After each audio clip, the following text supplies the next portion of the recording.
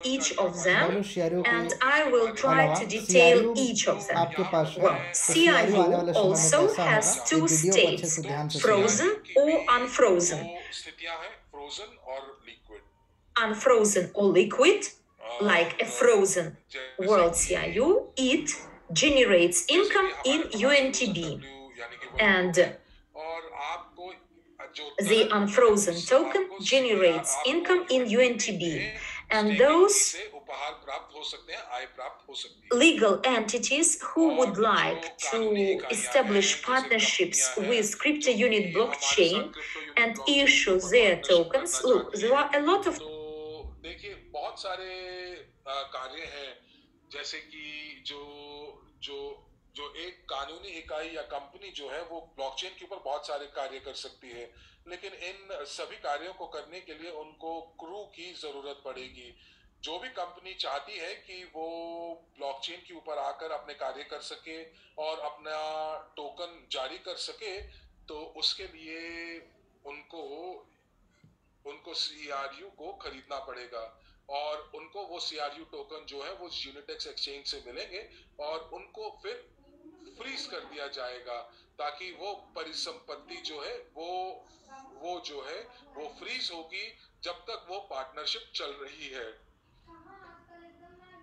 और साथ साथ जो सीमित जारी की जो मात्रा है, तो रिजर्व जो है वो व्यवसायिक अकाउंट्स में रखा जाएगा, यानी कि धीरे धीरे जो मार्केट में से जो CRU की संख्या है वो कम होनी जाएगी।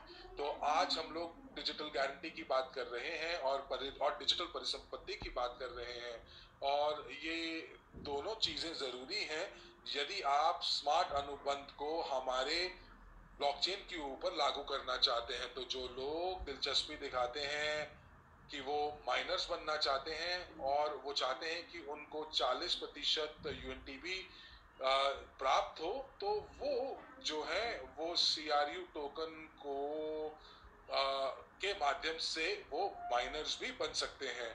और पूरे समय के लिए उनको क्या करना होगा, जब तक वो खनन करेंगे, जब तक वो अपने माइनिंग नोड्स को चलाएंगे, और ये थोड़ा सा तकनीकी हो जाता है यहाँ पर, तो जब तक वो नोड के मालिक रहेंगे, जब तक वो नोड कार्य करते रहेगा, तब तक उनके जो CRU टोकन है वो फ्रीज होकर रिजर्व अकाउंट में पड़े रहेंगे।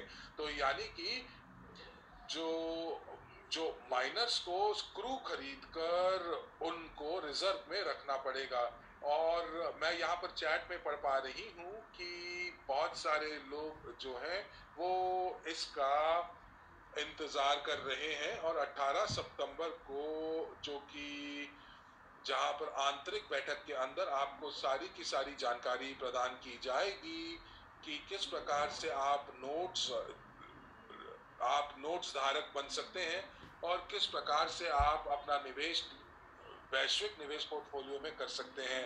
तो 18 सितंबर को आंतरिक बैठक के अंदर एंड्रे हवरोतव जी आपको ये सारी की सारी प्रक्रिया के बारे में बताएंगे। अगर आपके पास विशेष अधिकार हैं और अगर आप इस आंतरिक बैठक के अंदर आप जुड़ सकते हैं, तो आपको जरूर जुड़ना चाहिए, क्योंकि बहुत खास खबरें और ताज़ा खबरें आपको 18 सितंबर को दी जाएंगी। और एक बात और, आप जो है CRU को बेच भी सकते हैं।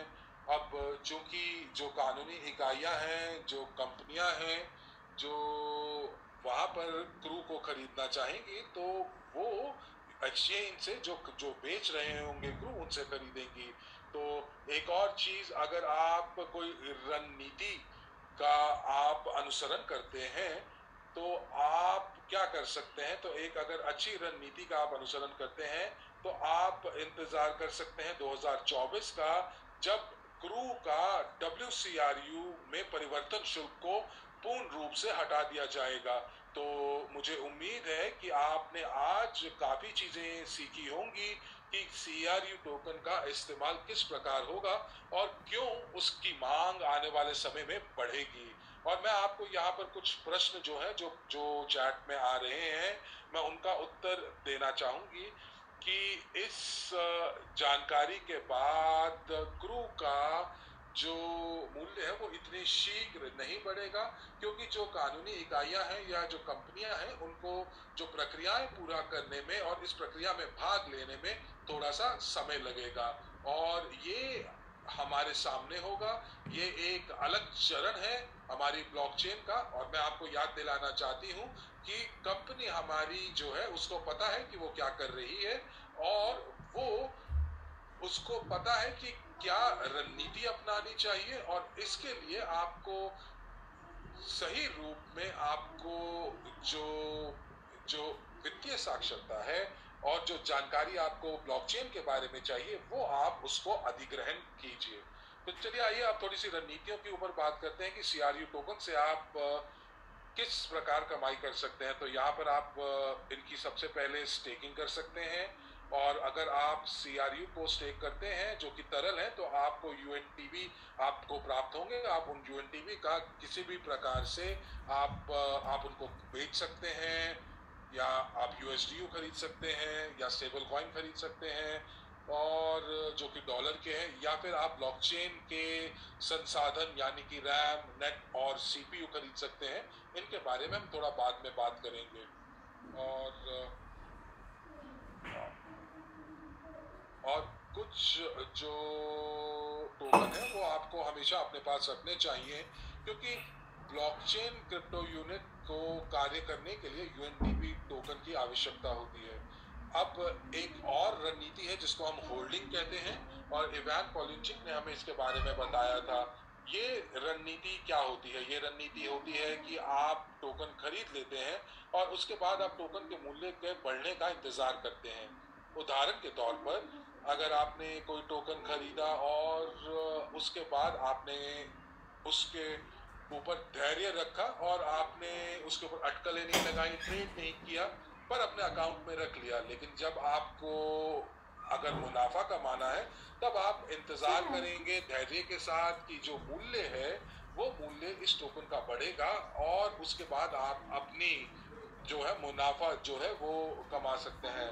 और मुझे ये याद नहीं है कि मैंने अपने वाक्य को खत्म किया था पहले कि नहीं, जब 2019 में प्रोग्राम 2019 में शुरू हुआ तब मैं भागीदार बनी इस प्रोग्राम की, और ये उस समय एक पोर्टफोलियो की लागत का था जिसमें मेरे पास कुछ सीआरयू थे और मैंने कुछ गणना की उस समय। मान लीजिए कि अगर मैं निर्णय लेती हूँ कि मैं अपने धन को निवेश करूंगी बिटकॉइन में भी और सीआरयू में भी, वो धन जिसको मैं निवेश कर रही हूँ उस समय पर, और सभी विकल्पों को मद्देनजर रखते हुए, जैसे सीआरयू को डब्ल्यूसीआरयू में कन्वर्ट करना होगा, सीआरयू को स्टेक करना होगा यूएनटीपी प्राप्त करने के लिए।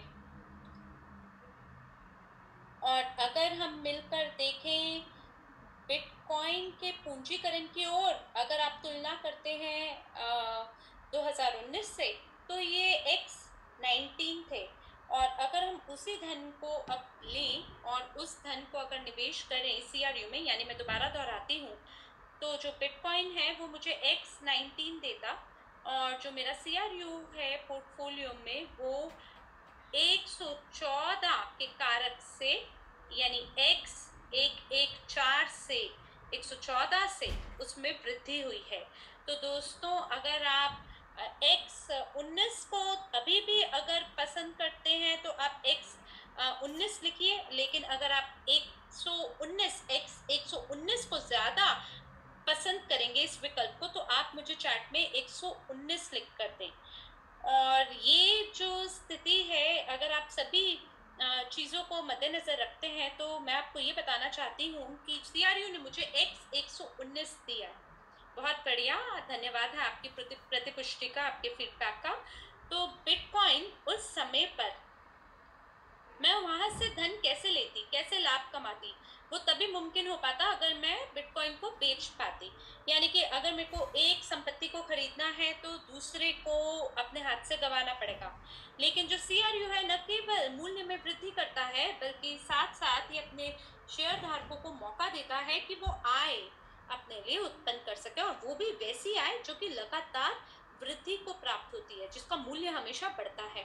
तो मुझे आशा है कि आप बिल्कुल इसके कारण को आप समझ पा रहे होंगे, और मुझे आशा है कि जब मैंने आपको बताया था कि आपको याद करने की ज़रूरत है कि कौन सी रणनीति को आपको चुनने की ज़रूरत है, कि यूएनटीपी स्टेकिंग या स्टेकिंग यूएनटीपी के लिए या होल्डिंग। तो ये कुल रणनीतियां नहीं है जो बाजार में उपलब्ध है, हमें ये भी देखना चाहिए कि और किस प्रकार के सुअवसर बाजार में उपलब्ध है। तो इसी प्रकार से एक और है ट्रेडिंग, और ये एकदम नया क्षेत्र है। तो क्या हमारे पास लोग हैं यहाँ जिन्होंने आंतरिक एक्सचेंज, जो कि शायद 1 साल पहले की बात है लगभग, जो कंपनी ने आयोजित की थी इंटरनल एक्सचेंज, क्या आप में से कोई ऐसा है जो वहाँ पे हमारे साथ तब शामिल हुआ था, या जिसने ट्रेडिंग की हो, या हो सकता है आप में से कुछ ऐसे ट्रेडर हो जो यूनिटेक्स पे हो। तो जो ट्रेडिंग है ना, वो जो मुद्राएं है उसके उतार चढ़ाव पे काम करती है, यानी उतार चढ़ाव जो है वो जो मूल्य है उससे संबंधित होता है, यानी जो मूल्य है बढ़ भी सकता है, कम भी हो सकता है, और अगर आपने सस्ते में खरीदा महंगे में बेचा तो आप धन कमाते हैं। बीच में से जो बीच में आपको लाभ मिलता है वो आपकी आय बनती है। तो यही इसे को हम ट्रेडिंग बोलते हैं। और क्योंकि कोई भी जो तरल संपत्ति है उसको बेचा जा सकता है, खरीदा जा सकता है, तो ये ट्रेडिंग के सभी दरवाजों को आपके लिए खोलता है। और ये एक ऐसी चीज है जो शायद कोई भी कर सकता है। कहने को ये बिल्कुल नया है, आप सीख सकते हैं ये कैसे कर सकते हैं। निजी निवेशक अकादमी में ये करते हुए आप एक पेशेवर ट्रेडर भी बन सकते हैं। और सीआरयू धारक टोकन जो है ये भी आपको ऐसा सुअवसर देता है। और एक रणनीति है कि आप सीआरयू को डब्ल्यूसीआरयू में रूपांतरण करें, क्योंकि जो डब्ल्यूसीआरयू है ये वो टोकन है जो कि आपको 4 प्रकार की निष्क्रिय आय प्रदान करता है। चलते हैं अगली स्लाइड पे। धन्यवाद है आपका। और इसका बिल्कुल सीधा संबंध है कि किस प्रकार से आय में वृद्धि हो सकती है एक टोकन में, और किस प्रकार से दूसरे टोकन से आप लाभ कमा सकते हैं। जैसे कि मान लीजिए अगर आप WCRU टोकन धारक हैं और अगर आप इसे ब्लॉकचेन पे डाल देते हैं तो इसके लिए आपको यूएनटीपी टोकन की जरूरत है ना, ताकि आप वॉलेट को खोल सकें और उसका रखरखाव कर सकें। तो इसीलिए आप उन यूएनटीपी को खरीदते हैं और इसीलिए उसकी जो मांग है उसमें वृद्धि होती है, और जो उसका मूल्य है उसमें भी बाकायदा वृद्धि होती है।